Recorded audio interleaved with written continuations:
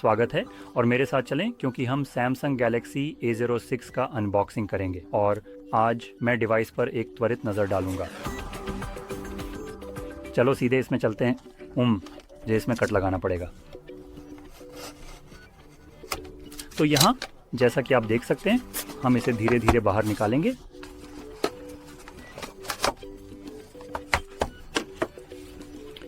तो यहाँ स्पष्ट रूप से हम फ़ोन को देख सकते हैं। यहाँ हम इसे रख रहे हैं और अंदर देख रहे हैं। यह एक महत्वपूर्ण प्रक्रिया है जिसमें हम इस वस्तु को ध्यान से रखते हैं और फिर इसे खोलकर इसके अंदर की संरचना और विशेषताओं का निरीक्षण करते हैं। इस प्रक्रिया के दौरान हम यह सुनिश्चित करते हैं कि हम हर छोटे से छोटे विवरण को ध्यान से देखें और समझें ताकि हमें इसके बारे में पूरी जानकारी प्राप्त हो सके। ये कदम हमें इस वस्तु की कार्यप्रणाली और इसके उपयोग के तरीकों को बेहतर ढंग से समझने में मदद करता है। यहाँ हमारे पास चार्जिंग केबल और नो मैनुअल है और बस इतना ही।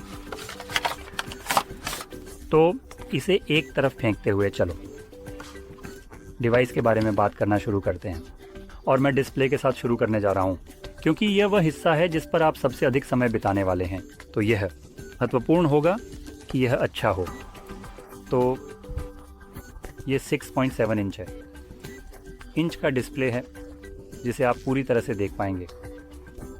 LCD प्लस डिस्प्ले है जिसमें काफ़ी मोटे बेजल हैं। पूरी ईमानदारी से कहूँ तो नीचे वाला यहाँ 2024 के लिए भारी है, 2024 के अंत में, जबकि ऊपर वाला थोड़ा बड़ा है। इसके अलावा इसमें कोई उच्च रिफ्रेश रेट नहीं है जो इस साल जारी किए गए फ़ोन के लिए एक बड़ा नुकसान है। यह 33 या समर्थन करता है। इसका स्क्रीन टू बॉडी अनुपात 83.8% है। स्क्रीन टू बॉडी अनुपात 261 पिक्सल प्रति इंच के साथ है जो इसे एक मामूली 1080p रिजोल्यूशन पर रखता है। तो सटीकता से कहें तो 720 बाय 1600 जो कि 2024 में जारी किए गए फ़ोन के लिए बेहद कम है। आंतरिक हिस्से की बात करें तो हम 6000 mAh की एक काफ़ी अच्छी बैटरी साइज़ देख रहे हैं। डिवाइस हल्का है लेकिन ये इसीलिए है क्योंकि इसका निर्माण मुख्य रूप से प्लास्टिक से किया गया है। तो हमारे पास प्लास्टिक का बैक और प्लास्टिक का फ्रेम है, इसलिए इस बैटरी का डिवाइस पर इतना भारी असर नहीं है जैसे कि उसी बैटरी वाला कोई फ़ोन जो कांच और एल्यूमिनियम से बना हो डिज़ाइन। अब बैटरी हालांकि ये 5000 है, ये केवल 25 वाट की चार्जिंग स्पीड का समर्थन करती है जो यहाँ एक सामान्य सैमसंग की चालाकी है। फिर से चार्जिंग स्पीड बहुत धीमी है जो पहले से ही प्रतिस्पर्धा के मुकाबले काफ़ी पीछे है और वे ये अपने सबसे प्रीमियम डिवाइस जैसे कि फोल्ड के साथ भी कर रहे हैं। कम से कम जो मुझे याद है मेरा फोल्ड 4 जिसे मैं लगभग 2 साल से इस्तेमाल कर रहा था, इसमें 25W की वायर्ड चार्जिंग का भी समर्थन है और ये एक 1800 का डिवाइस है, जबकि प्रतिस्पर्धा 120W की चार्जिंग स्पीड की पेशकश कर रही है आधे दाम में। खैर आगे बढ़ते हुए, जबकि मैं पीछे की तरफ हूँ, हम कैमरों और मुख्य सेंसर के बारे में बात कर सकते हैं जो यहाँ है और एकमात्र जो आप कभी भी इस्तेमाल करेंगे वह है वाइड 15mm.8 एपर्चर सेंसर जो आपको 1080p 60 फ्रेम तक वीडियो रिकॉर्ड करने की अनुमति देगा। ये अधिकतम है जो ये पेश कर सकता है।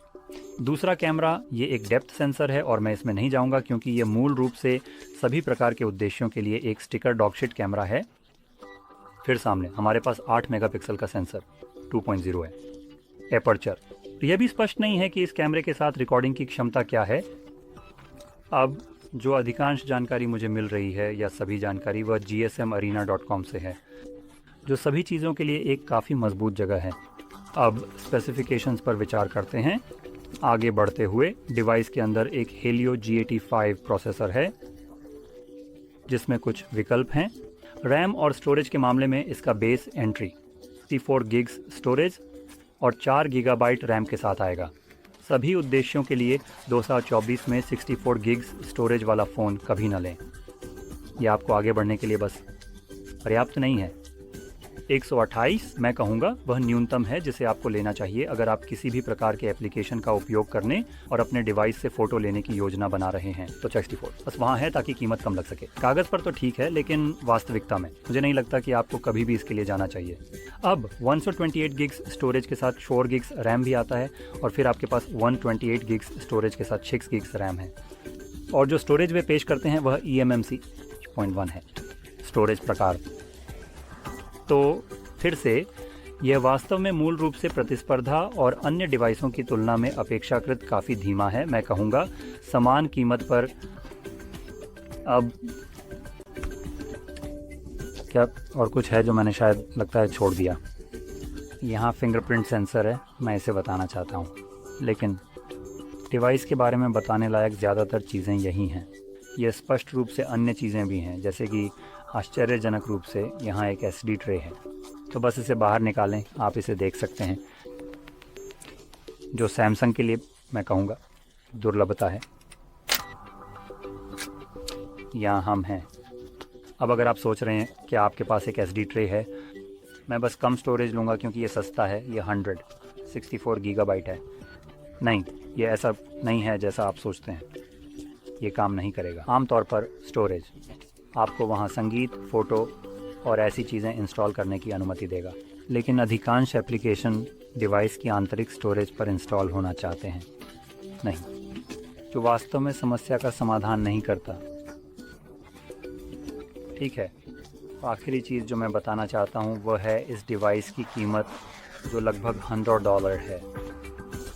अब मैं इस बात का दृढ़ विश्वास रखता हूँ कि थोड़ा अधिक खर्च करने से एक बेहतर डिवाइस मिलती है, और अगर आप इस तरह के दृष्टिकोण में रुचि रखते हैं तो मैं आपको एक बहुत अच्छा विकल्प दे सकता हूँ, और वह होगा CMF फ़ोन।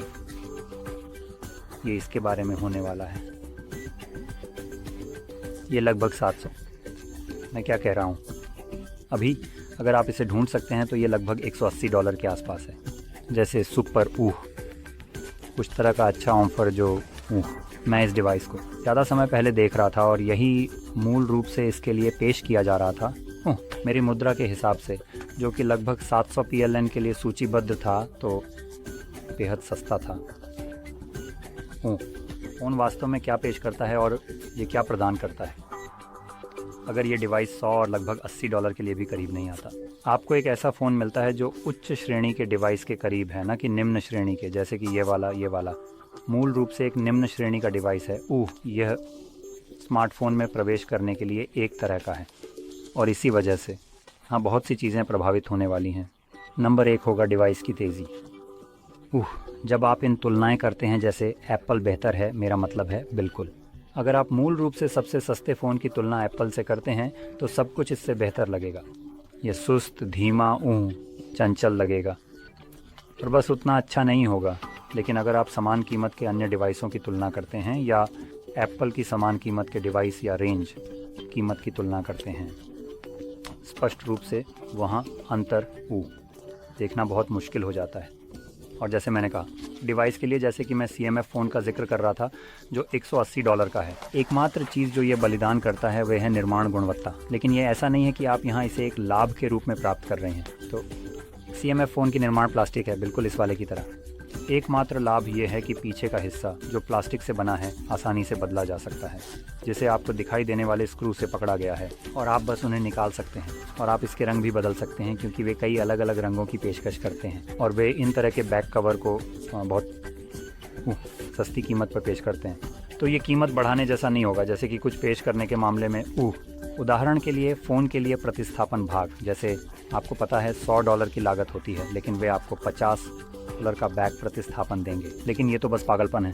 मैं एक प्लास्टिक को बदलने के लिए फ़ोन की आधी कीमत नहीं देने वाला जो टूट गया है या ऐसा कुछ। जब CMF की बात आती है तो ये $10 से कम में आएंगे, मुझे लगता है। तो हाँ, इसे बदलने के लिए बहुत अच्छी कीमत है, और बस इसमें कुछ खासियत जोड़ने के लिए।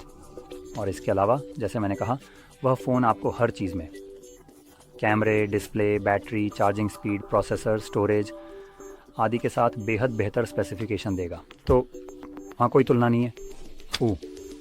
तो जैसे मैंने कहा, मैं इस बात का दृढ़ विश्वास रखता हूँ कि थोड़ा और बचत करना और एक बेहतर डिवाइस लेना, जैसे कि इस बहुत कम श्रेणी के फ़ोन की तरह, थोड़ा और ख़र्च करने से आपको एक ऐसे डिवाइस के साथ बहुत आगे बढ़ने का मौका मिलता है जो जितना आप ऊपर जाते हैं उतना ही ख़राब या टूटने लगता है। तो जैसे ही आप मिड रेंज डिवाइस के बाद हाई एंड में जाते हैं, आपको यह देखने को नहीं मिलता। कि आप कितनी बेहतर डिवाइस प्राप्त कर रहे हैं। जब आप 2 बार 3 बार अधिक खर्च कर रहे हैं तो बस एक उदाहरण के रूप में आप CMF फ़ोन 1 के साथ फिर से इसे Fold 4 जैसे कुछ के साथ तुलना कर रहे हैं। Fold 4 की कीमत 1800 है, CMF 1 की कीमत 200 से कम है। आपको ऐसा नहीं मिल रहा है कि आप 6 गुना बेहतर डिवाइस पा रहे हैं। मैं यह तर्क कर सकता हूँ कि आप मुश्किल से एक बेहतर डिवाइस के लिए 2 गुना मिल रहा है। इसे छोड़कर इसका एकमात्र जादू है कि यह बाहर की ओर मुड़ता है। मुझे नहीं लगता कि यह इतनी कीमत के लायक है, तो यही मेरी सोच है। लेकिन किसी भी मामले में ये इस डिवाइस पर मेरी नज़र का सारांश होगा। और पूरी तरह से निष्पक्ष होने के लिए ये बस एक सैमसंग फ़ोन है। इसके अलावा ये स्पेसिफिकेशंस के मामले में थोड़ा कम प्रदर्शन कर रहा है।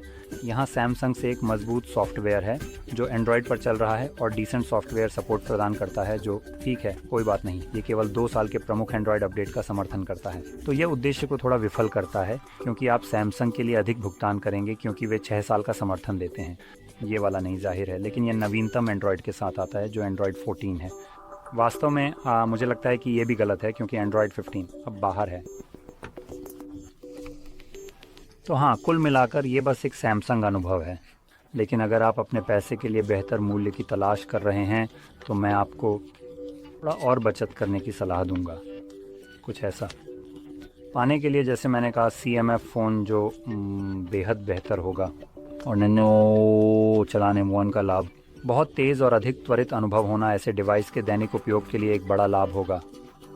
तो ये कहने के बाद उम्मीद है कि आपको ये बहुत मददगार लगा, और अगर ऐसा है तो लाइक करना, सब्सक्राइब करना ना भूलें।